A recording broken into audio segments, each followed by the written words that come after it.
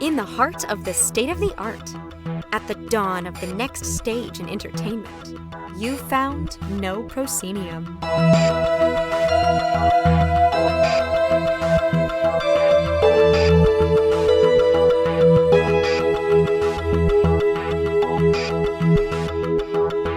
You have indeed found No Proscenium, the voice of everything immersive. I'm your host, Noah Nelson, coming to you from sunny Los Angeles, and this is episode 368.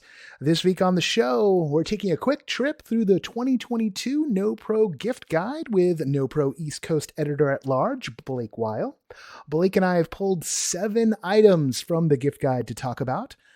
Originally, we planned to have Chicago curator Patrick McLean on to talk about the update to our Oculus Quest guide as well, but Patrick had a kitchen accident and had to hit up urgent care. Don't worry too much, he's on the mend, although you should see the size of his thumb bandage. And he should be back in time for our backer exclusive chat about Star Wars Andor, which you'll be able to find in our Patreon backer feed. This was by request from one of our backers. So, Alex Kaloum, this one's on you. And who are we to deny the people when they ask for something, which one could say was almost a theme of Andor. No, we're not doing that right now. So speaking of our Patreon backers, we remain on the right side of the halfway mark of our $5,000 a month funding goal. And right now we're just 8 people shy of the 400 backer mark, which is psychologically huge. So if you have time, if the gift guide was useful, if this is useful, throw us a little money. We love a $5 a month subscription backer. Anyway, you get most of the content for free. You're just saying, hey, keep doing what you're doing. That's what the Patreon deal is. We don't like to put a bunch of stuff behind the paywall. I really don't want to have to put everything behind the paywall. Maybe it'd be better for me financially if I did, but I don't think it'd be good for all of us as a whole. And so these are the decisions I make. And you know what? We might just make it because we keep on seeing this grow. Like our latest 2 backers, Joel Grinke. Joel, I hope I got your last name right. I got to meet you in Denver. I was glad to chat with you on Sunday at the brunches. And also Ethan Bach. Thank you both so much for jumping in.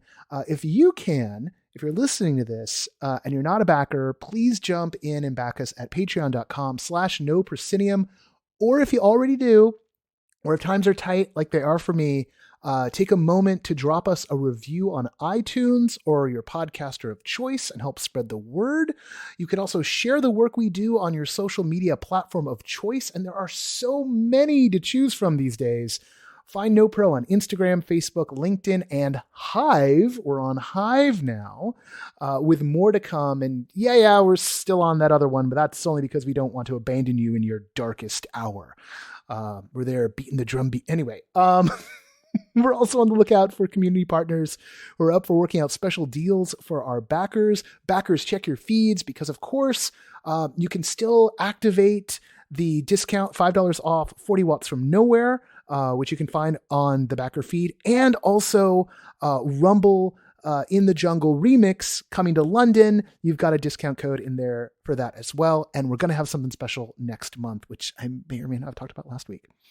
As always, big thanks to our sustaining backers, Samuel Mustry, Chris Woolman, Samantha Davison, Eric Shamlin, Elaine, Jay Bushman, Jerome Joseph Genties, Win Thorne, David Bassick, Richard Ayers, Lonnie Hands-On, congratulations on Camp Christmas, Lonnie, Sydney Guillory, and Jan Budman. Thank you all. You are the rock upon which this alliance is built.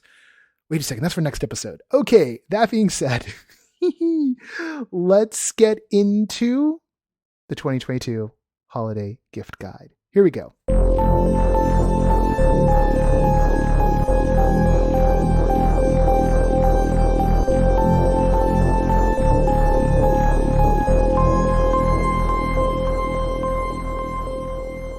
As promised, Blake Weil, East Coast Editor-at-Large here at No Proscenium, is joining us to talk about this year's NoPro Gift Guide. Hi, Blake. Hi, everyone. Good to be here. We've got quite the guide this year. I'm really excited to dive into this. Yeah, I think I probably mentioned in the cold open, this is going to be a 3-man job, and Patrick engineered having to go to urgent care for his finger in order to get out of the recording. So we see you, Patrick. We know what you're doing. You better be around for the Andor recording. Anyway, He's on the naughty hope list now. He's not getting any of these lovely gifts. He's getting coal. he's getting coal, and maybe some Neosporin. No, I hope Patrick's feeling better. We've each pulled 3 from the collection that, mind you, it wasn't just Blake and I who put this together. It was Patrick and Kevin and Danielle and Leah, all, and I think some other folks. Edward. I'm not looking at this moment. I've got other windows open, so if I've forgotten anybody on the team, I'm sorry. I didn't see your piece yet. You're late. So when I'm recording this, but we're gonna have us.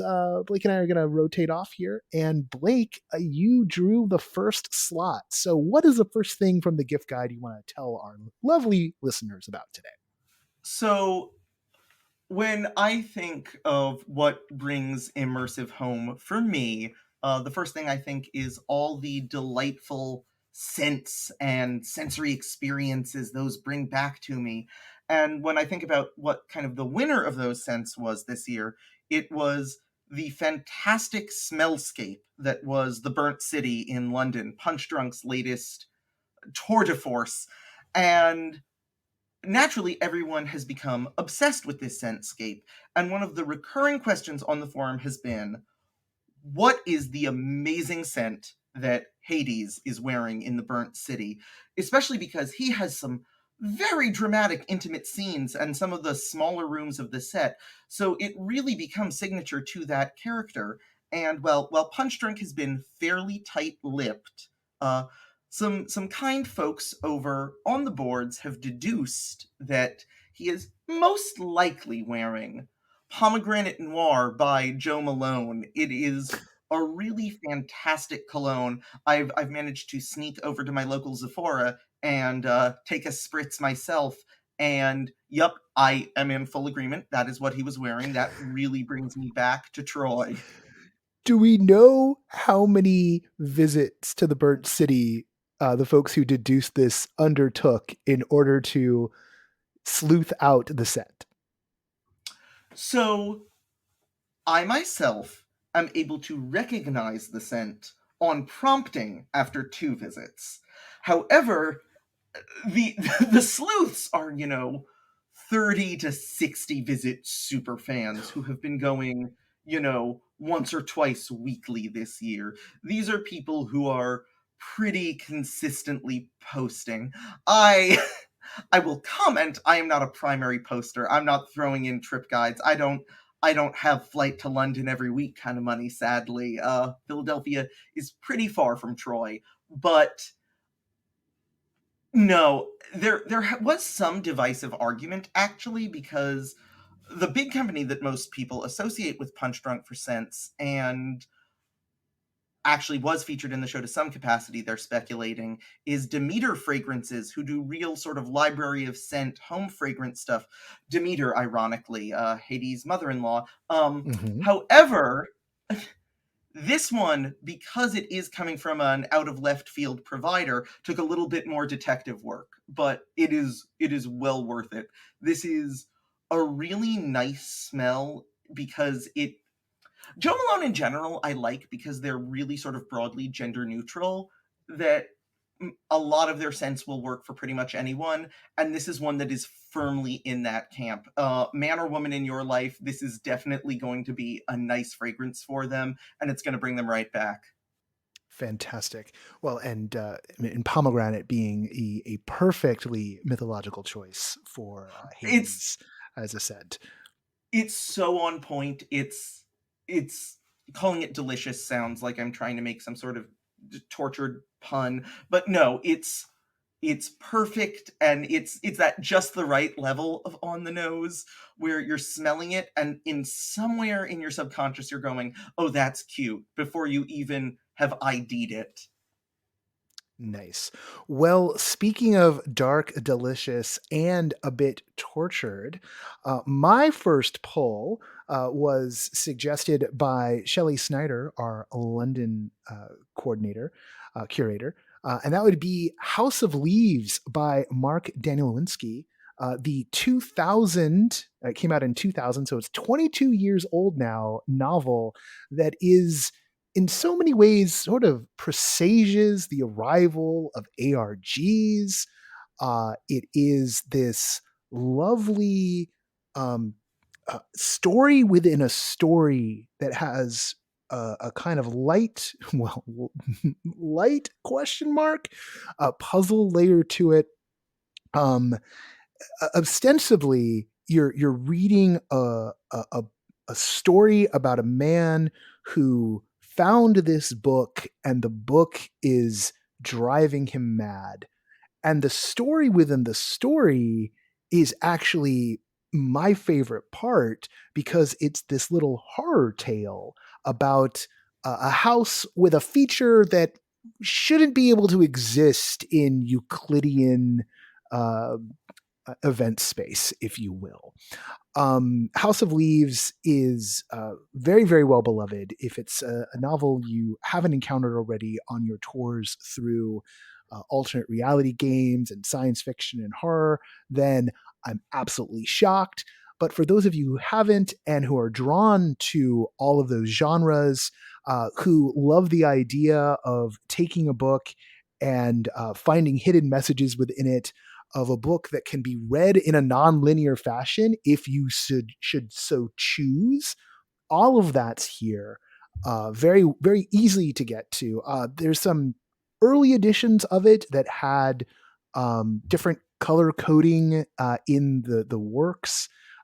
So got very, very complicated, but those are a bit harder to come by and more expensive than the $25 sort of basic House of Leaves edition. Also, I can't remember the exact name of the album, but Daniel Winsky's sister is the pop performer Poe, who had a hit album around the time that the book came out, a little afterwards. Indeed, the song Angry Johnny is about the lead character in House of Leaves. And so that album and the book are kind of in conversation with each other. It sort of defined actually 2001 for me. It was the book I spent most of that year reading, and legend has it was partially written inside the box office of the California Movie Theater in Berkeley because he was working there when he was going to UC Berkeley. That is what the legend has, and I prefer to believe that to be true. So you answered my first question, which was what was your first interaction with this book? But that now I just want to know, how have we not recommended this before? Because this was a formative one for me too. This was one that I read and I'm wondering maybe we have. I'm looking no, through. I've been back through our gift guides. We haven't. This is Amazing. so, back to bare bones. This is one of those works. It's the text, it's like the text for alternate reality anything, it beats out Cloudmakers, and it beats out Majestic and all that stuff by like a matter of months, and it's a novel. Did this beat out The Beast? This is around the same time as The Beast. You are reading this as The Beast, widely considered one of the first major ARGs, is happening at the same time. Oh, absolutely. Yeah, because The Beast was happening in like 2001 because AI came out, right around the darkest time. And it's so weird looking at the box office from that weekend.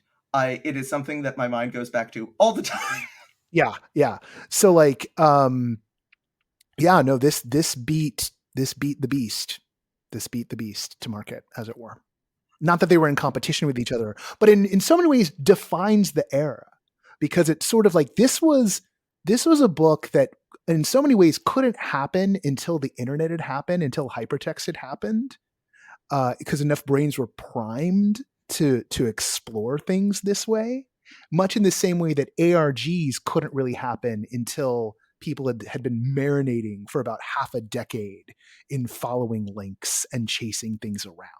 This would have come out, what would that have been? Like the same year that Blair Witch Project came out. And and the story within the story has very Blair Witch vibes. I If you were not I of this guess that's era and you almost want to know what this era was, read this book, watch Blair Witch, and you've got it all. but that's sort of the fundamental kind of immersive thing here, is that this is where we're seeing kind of that first melting pot where reality and fiction blur. And that's even more fun because that's also what the text itself is about. You have so many layers of that. And so fully endorse this pick as well, Yeah. for any puzzle lover. Speaking of puzzle lovers, Blake, I think that covers your next one. Am I right or wrong? Did I get this wrong? Did I get this very wrong? No, you got this right. You got this very right. Segue So achieved. I have hit a weird little snag in that I have a 10-year-old and I believe he's still 7, about to turn 8-year-old cousin. And I want to drag them into immersive world with me so that I can let them know what Uncle Blake gets up to and what crazy nonsense he talks to with their father when he goes over for dinner.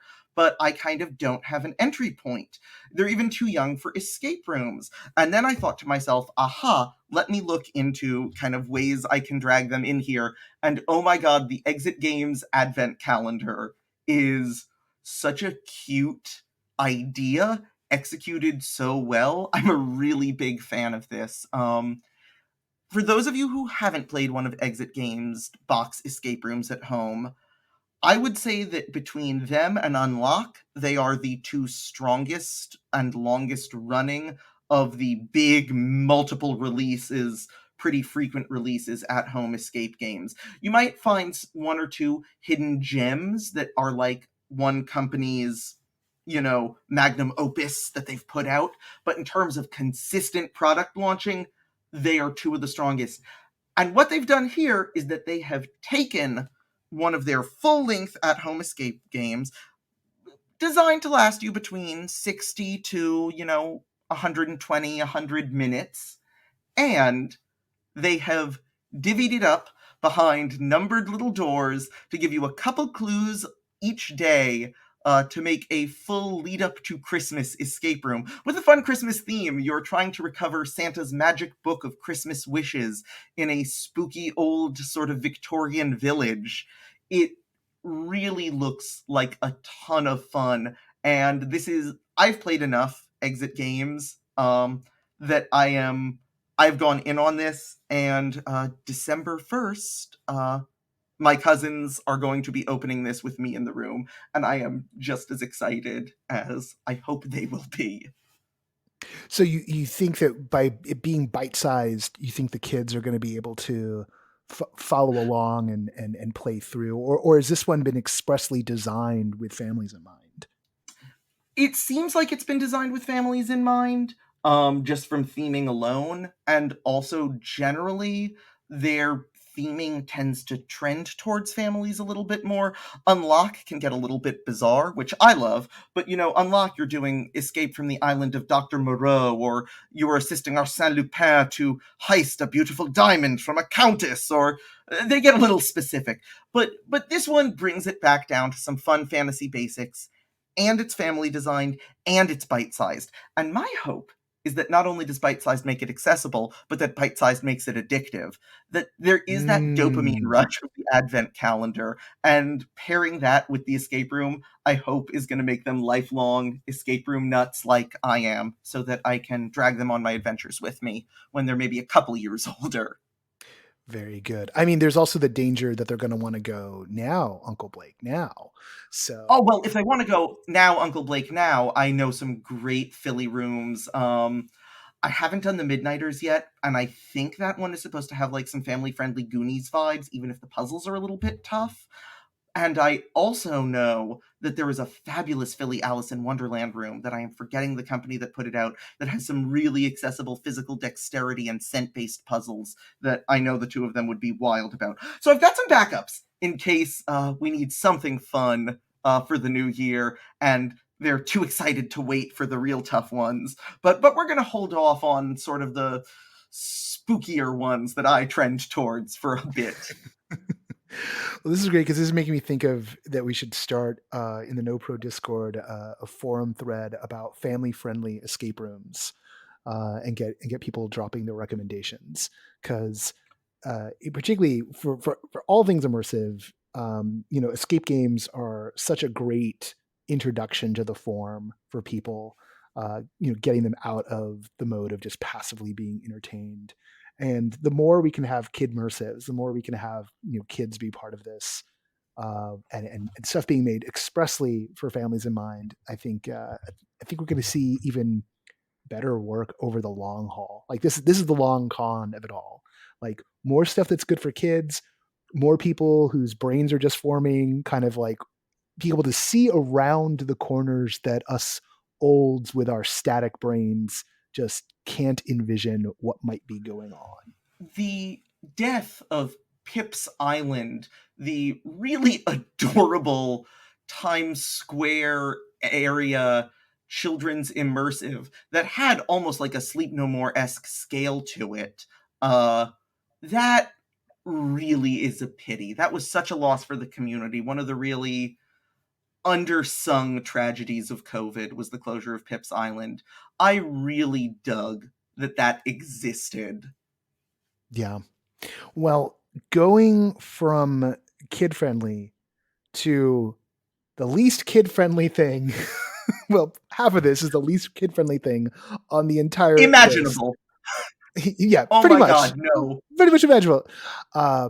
Immortality, the video game from Half Mermaid, which is Sam Barlow's company. This was put on the list by Kevin Gossett, LA Review's editor, and I would not disagree at all. Immortality is this incredible game that is, to call it a full motion video game would be right and wrong all at the same time. This game asks you a very simple question. Whatever happened to Marissa Marceau? She was an actress who made her debut or would have made her debut in the late 60s in a kind of Italian B movie exploitation flick that never managed to come out, and then but was then wrapped up into a 70s crime exploitation flick that also never managed to come out. Flash forward to the 90s, and she's making one of those Soderbergh-esque thrillers on Digital 8 that also never managed to come out. There's just something mysterious about the life and career of this actress and these fabled films. And you have been presented with the challenge of a vast digitized trove of film clips from these three films, along with archival footage from the making of these movies, and are tasked with assembling the story of what happened. It's not that you just get a big dump of clips, but indeed the mechanic of this is that you are watching along and your eye might settle on something interesting, so you stop and then you click on the image, and that image will jump you somewhere else, to a different place in the movie, or maybe into a different movie altogether, or into some of that behind the scenes footage. And through this kind of free association, you start to assemble the films. But then stranger layers get hinted at and ultimately revealed. Immortality, these movies have full nudity, violence, sex. They are exploitation films in the extreme. Blake, go for it. The crazy giallo weirdness that Yes. everyone knows that I go nuts for, but like cranked up to 11, and also with meta giallo weirdness superimposed over them. Oh yeah, there's layers to this that indeed only reveal themselves through effort and time, a very specific combination of those. And you'll find that people like to talk around immortality because it's just one of those things that you really need to experience, which is why it's perfect for a NoPro gift guide, because it is straight up that alley of you gotta see it for yourself. You gotta experience it for yourself. Also, not only is this something that is available on PC and on console, but as of last week, thanks to Netflix, it's available on Android and iOS devices if you have a Netflix account. It's just free. You can download it. I haven't done that because I don't currently have a Netflix account. Um, and so I can't speak to how it is on the phone, but I can say that when I played, I know a lot of people swear by controller because there's some a little haptic feedback in the controller that helps guide you through some of the layers, if you will. But I preferred using a keyboard, mouse, and headphones because it made me feel like I was using a digital editing station in order to go through the clips. And I found that to be a slightly more immersive way. I could imagine myself, an editor tasked with a cursed editing machine, diving through all of this footage, revealing just wackiness. I hit credits on this, and indeed, no two people's paths are going to be exactly the same. Another fun immersive trait of this. And I'm still threatening to go back at some point and unlock everything else because it is something else from top to tail immortality. I also wanted to note that not only is it, go for it, Blake. I got one more thing on this, Oh, I but was just but gonna you say, go. is Christmas not gross and weird enough for the loved one in your life? Immortality will spice up this holiday season. Listen, Oh, the fact that it is on Netflix on phone now has now completely derailed my Thanksgiving study plans. So thank you, Noah. Thank you. As someone who's played through about the first hour on a friend's PC and was planning on getting it over winter break between blocks. Nope, plans out the window. Playing through the whole thing now. okay, try to wait to download it till we're done. We've blown through this podcast so far, so you don't have much time to wait. Okay, there is one more thing about this though. Is not only is it on PC and console and Netflix, but it's also on Game Pass. That would be Microsoft Game Pass. Specifically on, I can't remember if it's on console Game Pass, but it's on PC Game Pass for certain. And Game Pass is pound for pound, dollar for dollar, particularly the ultimate version, which includes the cloud gaming access. It is the best value in gaming. If you get the ultimate, which I think is like $15 a month, that unlocks cloud, and cloud allows you to play a bunch of games in browser. So you could be playing a PC game on your Mac in browser, streaming, nothing to download. Often, if your connection is decent, plays like a dream. You can get some of this stuff playing on your phone. I use I use a backbone controller sometimes and wrap my phone in that, and then play PC games on my phone with a controller. The only downside is, not every game is optimized remotely for a screen that small. So, technically you could play Halo, any of the Halos on your phone that way. You just won't necessarily be able to see what you're doing. It'll control perfectly. It's just hard to read and draw reticules. But it is really this wonderful library full of indie games. There are all of these narratively driven games like Norco, games like Citizen Sleeper, just a bunch of stuff in there. Signalis, really incredible, moody, thoughtful, interesting, stabs at doing narrative a different way, and almost all of them come out day and date. So you don't have to spend $25 to try out this indie game that you might not know you're going to like. But it's all there on Game Pass. Does it also mean that like you're not paying those indie developers directly? Yes, but you know what? If you love it enough, go throw some money at them later. The beautiful part about Game Pass is they still get paid. Like at some point in the thing, they got paid, and hopefully this enables them to make even more strange games. It's really, a new era in video games, and particularly when it comes to narrative gaming and the kinds of games that are going to go on to inspire more strange, real life immersive creations.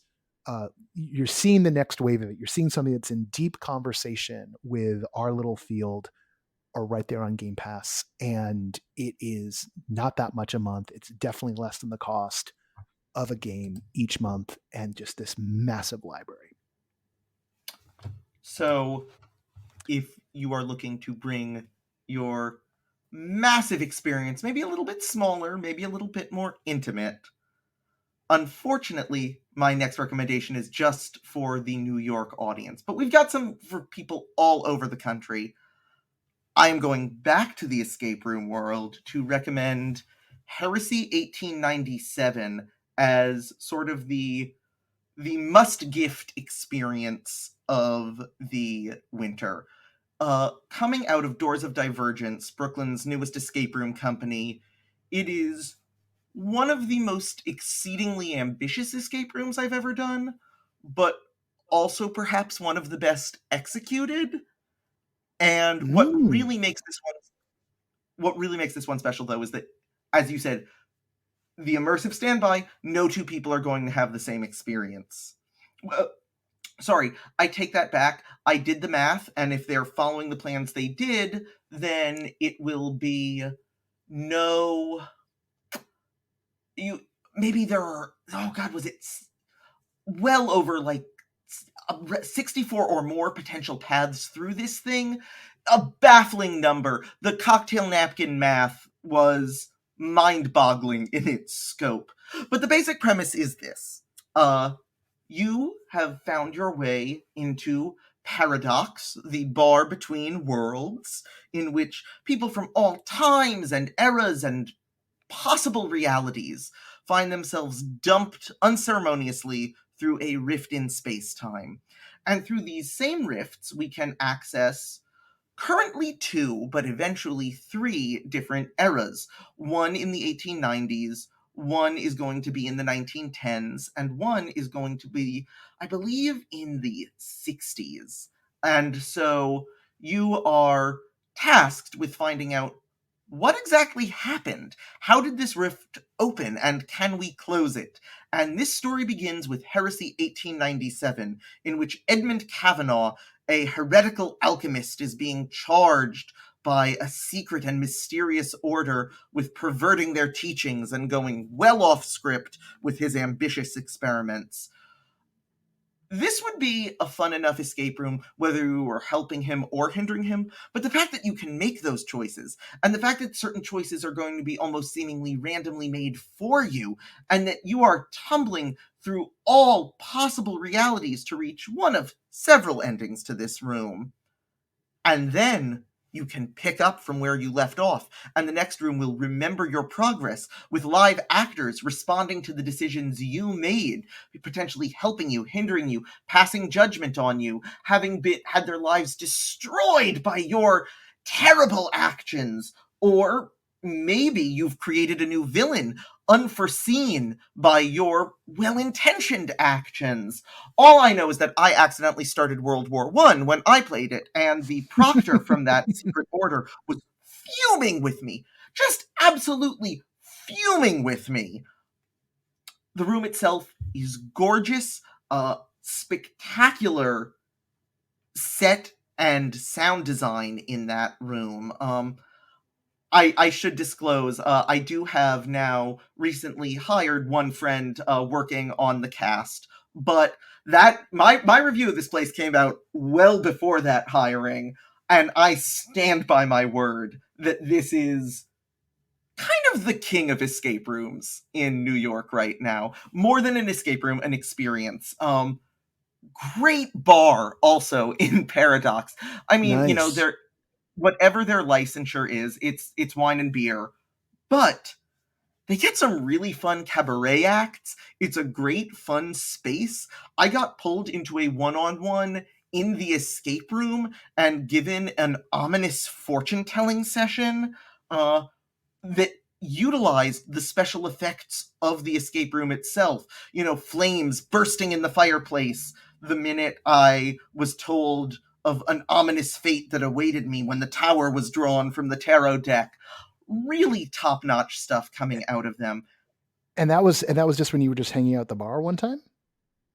That was just when I was hanging out in the bar before the show. They were Oh, having nice. Fridays and Saturdays, on and off, depending on their schedule, depending on the season. They just have cabaret nights there, the Anachronist Cabaret, and they'll have people coming in doing different acts from different eras. So, that night we had a 1910s, burlesque fan dancer. We had a very sort of like 1930s Sally Bowles cabaret act. We had a very sort of like modern 80s like pseudo drag number. We had a magician done up with almost like a 1950s sort of Lenny Bruce style patter going on. And that It was was all a one night? That was all one night, and you're Oh, just wow. swapping eras Wow. between the Yeah. acts, fully within theming. They're also continuously adding theming to the bar, and so they go, you never know what's going to fall through the rift next, and you end up with furniture, acts, and decor from all around different eras. We've got this very like modern, like somewhere between the 70s and the Apple Store minimalist furniture. We've got a stage out of like a very sort of like 1930s bandstand. We've got a medieval Very like cool. feasting table in one of the corners. They really lean into the aesthetic. It's a lot of fun. Yeah, no, and makes for a great, hey, look what we found, kind of action on the furnishing. So that's brilliant. So that sounds like both a great thing to grab gift cards for your friends, or to take a group of your friends out to go check out, and then kick around, hang around the bar that night, a full night of it all in one spot. It That was the New York line. We want to make sure that we're acknowledging that there's more than just the coast. 'Cause I'm going to drop LA in a second here, but Danielle Look put something in here that you can talk to real quick, which is not just part of our two big markets. Oh my God, I wish I could talk to it. This is one of my big, like, I'm kicking myself for deciding to do med school events of the year. Penhurst Asylum has decided that they want to give everyone their Camp Crystal Lake experience. Camp Crab Hill. Oh God, what a perfect, like, spine, like, something's wrong name. Basically, they do an overnight horror campout involving a ghost hunt, escape room style puzzles, physical challenges. Watching the trailer and looking at the website, there's waivers you can sign for people to touch you. So it looks like you can have, their equivalent of Jason kidnap you and tie you up and, wait to come back with a machete. But what's that? My goodness, you can reach a key with your foot. Oh, if only you can get out in time. It is exactly that perfect summer spooky horror tone. And you know what? I'm on summer break next summer. I think I'm going to 2023. But that's the fun of NoPro. We've got something pretty much everywhere. And that's in And Spring growing. City, Pennsylvania, for Right everybody who outside wants of to know. Philadelphia. Exactly. Right outside. I could drive there in 15 minutes, door to door from my house. Well, don't drive there right now, because it's not until the summer. So just hold on. Hey, they have I know ghost you're hunts excited. all year. Maybe I'm in the mood for a spooky winter ghost hunt. But no, I'll wait. right. I'll be good. I will wait for the big one. Out LA way, I want to point everyone to 40 Watts from Nowhere. That is the show from Mr. and Mischief. And yes, we had Jeff and Andy Crocker on the show, the podcast, just a few weeks ago. It opened up, I think, 2 weekends ago as I'm recording this. And I got a chance to catch it back when it was at Without Walls in San Diego. And the thing that's been a highlight for me over this social media apocalypse weekend is pretty much no matter what platform I was on, I've been seeing folks talking about how much they love this show. It is the story of Sue Carpenter, a woman. This is a real story. She ran a pirate radio station out of her bedroom closet in her apartment back in the 90s in Silver Lake. And the kind of thing that would happen is, it'd be the middle of the night. She was trying to sleep. One of the DJs would be in there, and they would bring Anthony Kiedis and Flea from Red Hot Chili Peppers to play a set in the closet. And they would go out all over Silver Lake. So the show puts you and some of your friends into Sue's shoes, and you get to run the station KBLT for a bit. It's just filled with joy. It is a really unique experience in and of itself. If you have some college DJing in you, or you ever did any DJing whatsoever, in the sense of being a professional disc jockey, like being on air, it brings all of those memories back. If you've never done it, it gives you a real taste of it and just does fun things with that format. It's not an escape room. It's an experiential piece of theater in so many ways, but it's its own thing. Like David Pumpkins, it's its own thing, and folks are really really coming around to this. And it's running right now through the middle of December. So make it an early Christmas gift to your friends and family. And if we're all really good, maybe the show will extend. A Christmas miracle that would be. Oh, As as a former college DJ, this is a real jealousy show for me. This is going to be one of those white whales like the Grand Paradise that for years I go, oh, if only I could have caught that one. So make sure there's no more me's. Very Christmas Carol. This is the future if you do not change your ways and buy a ticket. I'll say this much. I think that there's a good chance that over the long arc of history that I think this show might be able to pop up in other places. I don't think Jeff and Andy have plans for that, but there's only so much of a barrier. A lot of this show could be packed up into like a part of a storage container and unfolded in other spaces. So Blake, I think one day in the grand scheme of things, you too will get to be Sue Carpenter, and you too will find yourself 40 watts from nowhere. One can only hope it's not too late for this bitter old soul. No, I'm really thrilled that we're seeing more experiential documentary. This is a space that I know Darkfield has started to poke their head into this year. Now, Mr. and Mischief, this is really becoming kind of the next immersive frontier. And the fact that we have what appears to be an emerging early classic in that genre is really a Christmas gift for everyone. Indeed. Well, we ran through 6 of the possible gifts in the gift guide. There are more in the gift guide, which you can find on the website as I'm talking. It better be there by now. It's my fault if it isn't, but this is going out before Thanksgiving.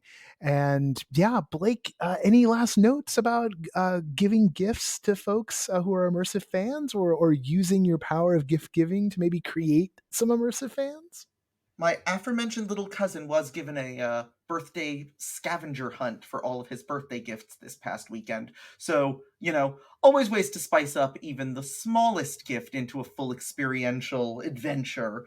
But beyond that, I think what I really want to say is just that when picking a gift for an immersive fan, the question isn't, oh, does it, remind, other than giving them an experience, which is always a great gift. The question that I always go to is this going to create a moment of another world for them? And everything we mentioned today, from the pomegranate noir perfume to the theatrical adventures of 40 Watts from Nowhere, they're ways that they find, if not an escape, a little moment of a different perspective in their day. And I think that's great. I think that's magic. And I think there's a lot of ways that you can find that even outside of our gift guide. Not that I'm saying don't read it, because it's a great jumping off point, but try to put a little bit of that thought into any gift you're given, and the immersive fans in your life will be very, very happy campers. Indeed. All right. Well, that's it for our tour, our little skimmy across the top of the No Proscenium gift guide for 2022.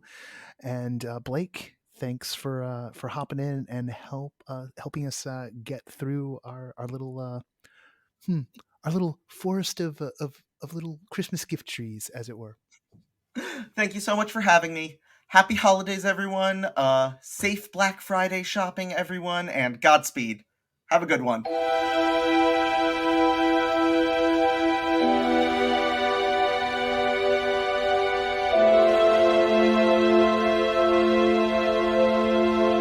once again, I want to thank Blake for taking a trip through the gift guide with me. And you can find said gift guide in the show notes and on the front page of No Proscenium, even as I speak. That's it for this episode. That's it for us. Well, kind of it for us before the break here. There will be no newsletter this weekend. I need some time off, which I will probably spend doing like business admin stuff. It's the nature of the beast. I'm also cooking for my mom and me tomorrow, which I don't do. I haven't done like in a hot minute. I'm kind of looking forward to it. There's this, not making a turkey. Not that I don't like turkey. I do, but it's a lot of work and it's too much work for two people. And when you just get like a part of it, it's not right. But there's this butternut squash skillet chicken dish that I really like because I love butternut squash. Like the fastest way to my heart is through something with butternut squash in it, right? Like butternut squash ravioli.